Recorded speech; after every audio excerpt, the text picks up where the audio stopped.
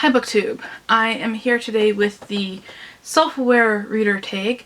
The original video is actually no longer available, so I can't link it down below.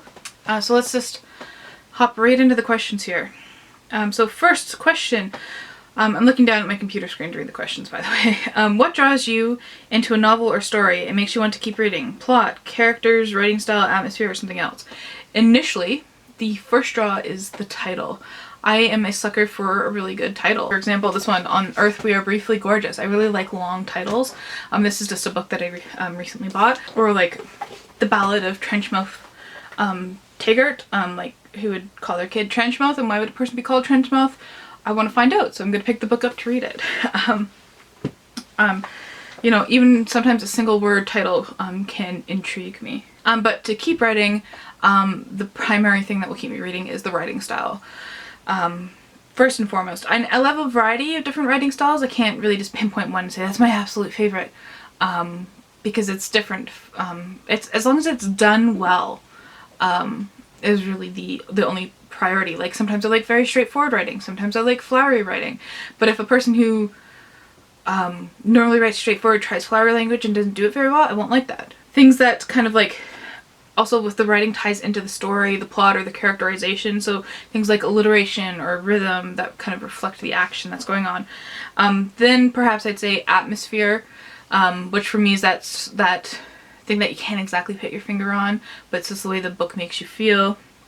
Then characterization, and then plot. But really one can come before the other two, but this is kind of like the ideal order for me. Question 2, what is a convention or trope that will immediately turn you off in your reading experience with a novel or story? And for me, that's a forced romance that adds nothing to the plot. So when the author feels like their story has to have a romance, or maybe the publisher told them, you know, your story's no good without a romance plot in it, and so they kind of shove it in there and it doesn't make any sense. But you can kind of remove that from the plot and it wouldn't have any effect on the story whatsoever. Another thing that really drives me crazy is when the author doesn't trust the reader to be smart enough to pick up on things. That really annoys me. I saw that a lot in Night Film by Marisha Pessl. You know, like, let me work out what the metaphor means. Like, I got what the metaphor means right away. You didn't have to spell it out in the next paragraph and like do it in like 3 or 4 sentences. Like, just let the metaphor be, and if the reader doesn't get it, oh well, you know, you don't have to shove them in their face. You don't have to do that. Anyways, and infodumps. I don't like a lot of infodumps. Number 3, what most appeals to you when reading nonfiction and makes you want to keep reading? So I prefer nonfiction that's kind of like an overarching topic, but then each chapter kind of delves into something super specific in regards to that topic. The Rise and Fall of the Dinosaurs did that very well, I found. So the overarching theme is, you know, the evolution of dinosaurs, and then kind of like what happened to them, where did they go? But then each chapter kind of focuses on something very specific. Like one chapter is just about Tyrannosaurus Rex, for example. Another thing that appeals to me in history, specifically nonfiction, is when it's not linear, when it's kind of grouped thematically. As opposed to like this is the beginning and this is the end. Like, talk about women in Rome, and then talk about clothing in Rome, and then talk about something else. Don't talk about all those topics, you know, little bits at a time, and like, you know, 500 BC. I don't know the actual Roman date, so sorry if I get those wrong, but like, it's just an example. And also seeing kind of personality and seeing the passion that the author has for their topic.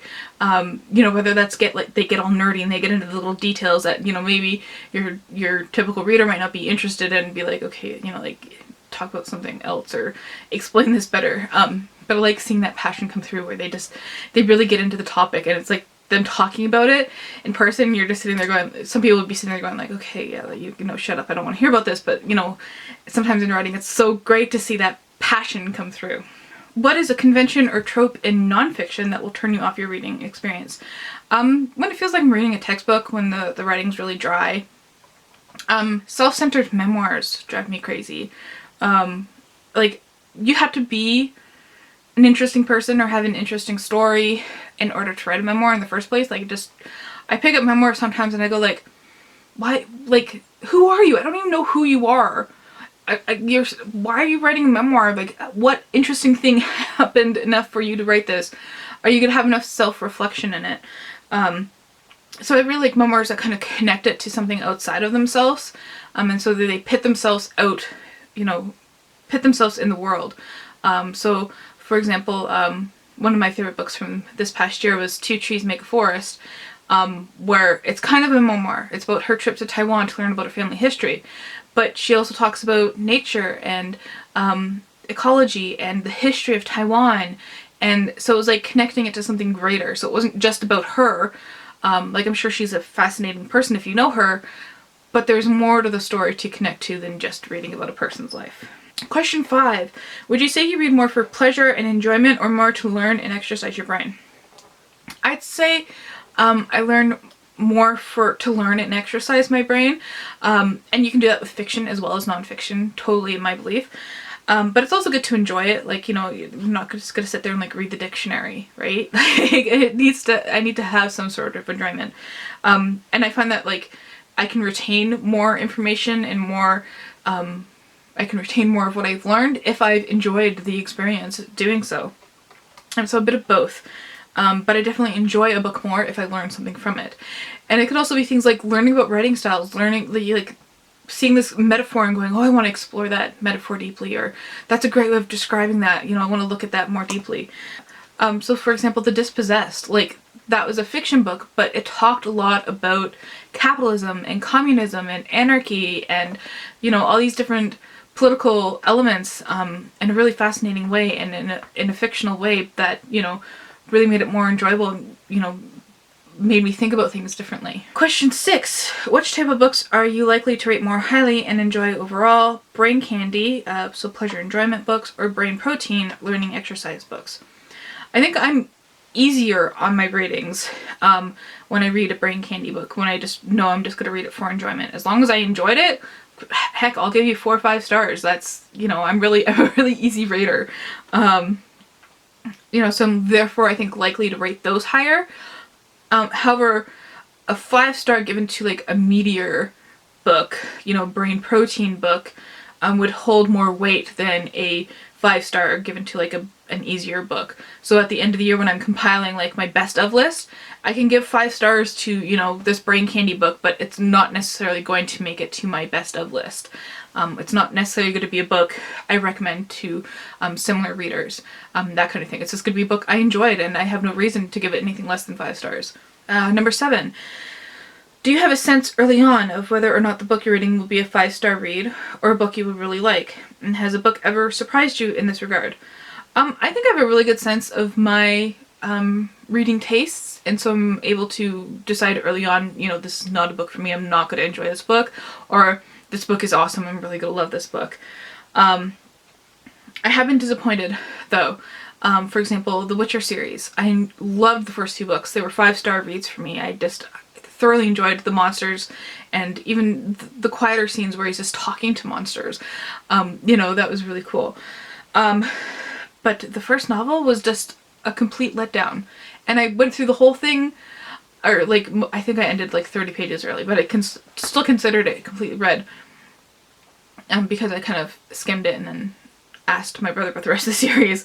You know, but I didn't catch that I wasn't really enjoying it until about like halfway through, and I was like, where are the monsters? Like, what's going on here? Where this is the point of his existence, is to defeat monsters. Where are they?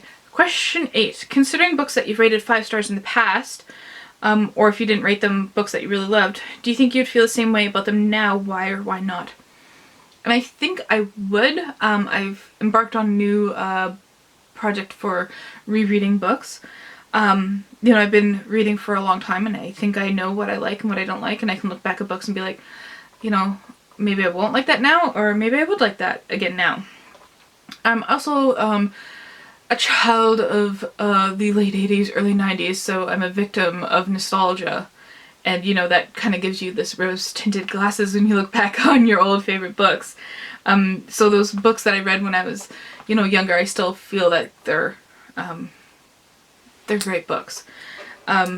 Yeah, so next year I plan on rereading a lot of books, so we'll see if that actually holds up. And that is the self-aware reader tag. Fortunately, the original video is no longer available, so what can you do? Let me know if you've done this tag and some of your answers to your questions if you don't make videos, and thank you for watching.